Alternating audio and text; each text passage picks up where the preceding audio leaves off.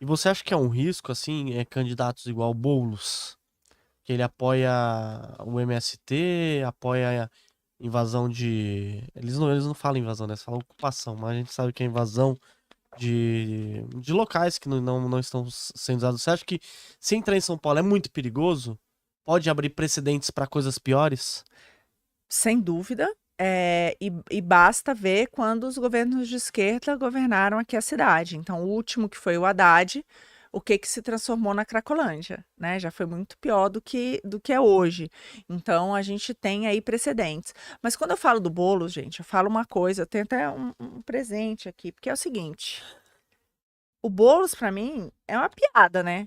Eu tenho um antídoto aqui anti-Boulos, ó, carteira de Se trabalho. você vê ele agora que você joga, ele já sai. Jogo, ele sai correndo, né? Vai de reto. Porque é isso. Como é que pode a cidade do trabalho, a cidade em que as pessoas ralam, ninguém vem para São Paulo para férias, gente. Todo mundo vem para São Paulo para mudar de vida. As pessoas vêm aqui em busca de oportunidade, elas querem crescer. Como é que a gente vai colocar essa cidade na mão de um prefeito que nunca trabalhou na vida? Nunca foi um MEI, nunca teve que abrir um negócio, nunca teve que trabalhar para alguém cumprir ordem, nada. Entendeu? Então é bem complicado. Então, eu acho que a questão do Boulos não é nem tanto, né, é quase é uma piada dizer que um cara como esse é capaz de administrar uma cidade como São Paulo.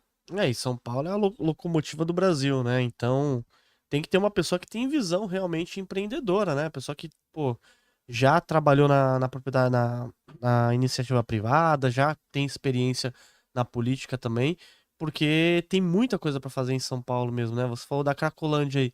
Como que resolve a Cracolândia? A Cracolândia, Luan, aí, bom, É difícil essa pergunta, hein? mas vamos lá. As questões de São Paulo não nasceram de hoje. A gente sabe que isso é uma questão de décadas. Sim. Mas aí fica a pergunta: será que é porque é muito difícil?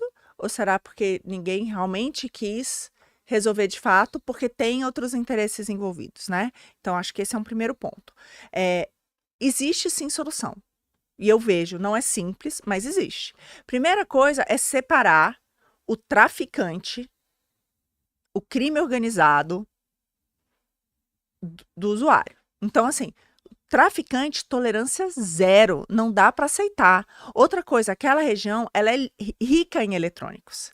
Então você tem a coisa ali do lixo, das peças, né? Roubo de celular, sabe que muitas vezes vão para ali, tem os desmanches, né? Tem os entrepostos que vão exportar para a África.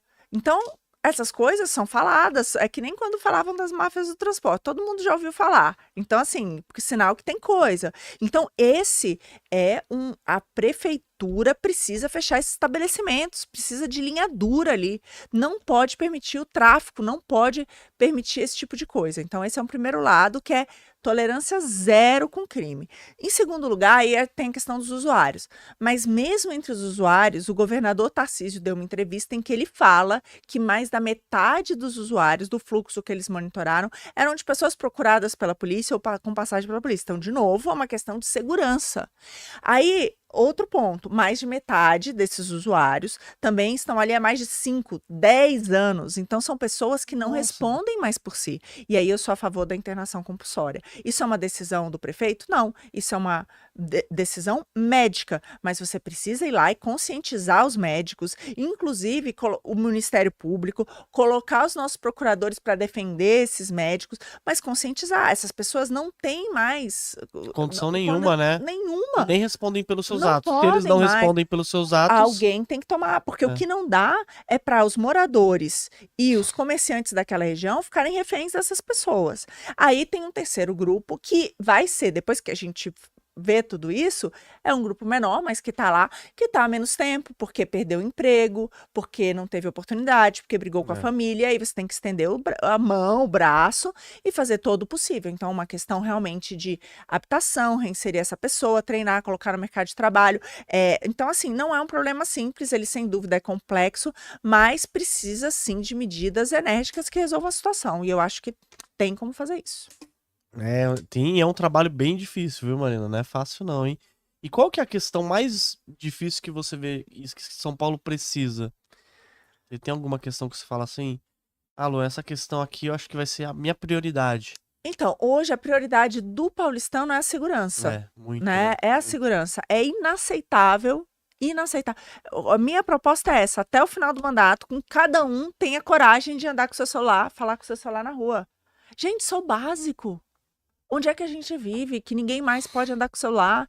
A pessoa tá indo trabalhar, volta, principalmente o cara na periferia tá lá no ponto de ônibus, é roubado, mas isso é em todo lugar.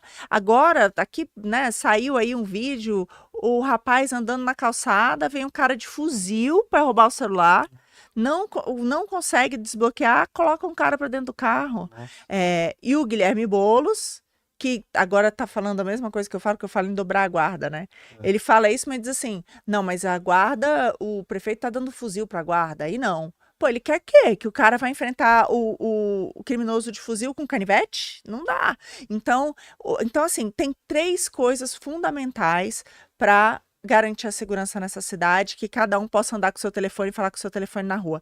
A primeira delas é aumentar o orçamento. Triplicar o orçamento, dobrar o efetivo da Guarda Municipal. Isso é fundamental. E tem espaço para isso, porque hoje São Paulo gasta apenas 1% Nossa, do 1%. orçamento com segurança. É nada, é nada. Você gasta 3 vezes mais recapeando as ruas dessa cidade do que com segurança. Então, claramente, são as prioridades. E a gente Então, abrir continua caindo concurso e colocar mais guardas, né? dobrar. É o mínimo que vai ter para ter o número de homens por habitante que vai te proporcionar uma Dobrar a sensação de guarda segurança. municipal, Começar, tem que dobrar a guarda armar municipal. eles. Armar, investir em tecnologia, porque isso é importante, mas aí você tem que ter inteligência artificial, não a burrice natural, que é o que acontece hoje, que as câmeras que estão por aí, que não são interligadas, não levam nada para lugar nenhum. Então, você precisa investir. Mas hoje, com a tecnologia, isso é possível. Então, aumentar o investimento fundamental. Número 2, não adianta só gastar mais, tem que gastar melhor.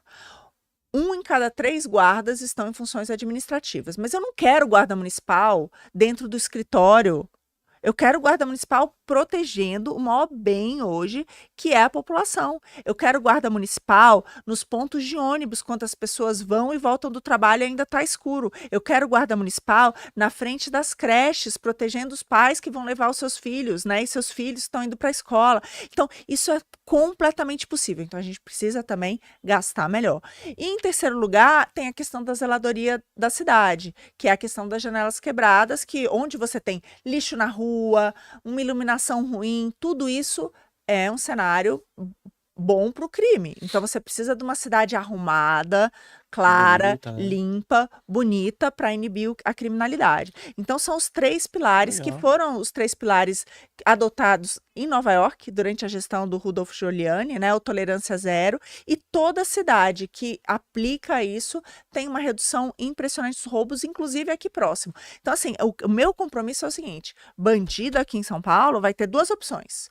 Ou ele muda de profissão, ou ele vai ter que mudar de cidade. Porque a gente não pode tolerar mais isso. As pessoas estão cansadas, assim, sabe?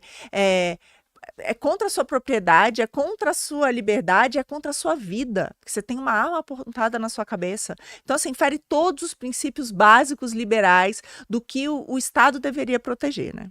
Não, e perfeito, né? O que você falou é legal, né? Inteligência artificial para ajudar, né? Tipo, tem uma câmera que fica aqui na Augusta com a Paulista, que fica monitorando toda a malandragem, né? A gente pode se dizer assim, né? Tudo que tá Exatamente. acontecendo ali e tal. Ponto de ônibus. Ponto de ônibus, meu, muito legal. Então, você pode, hoje, as câmeras, elas têm inteligência para isso. Elas podem, inclusive, ver quem é procurado pela polícia, quem está no regime semiaberto e não está cumprindo os horários estipulados, né, e tudo.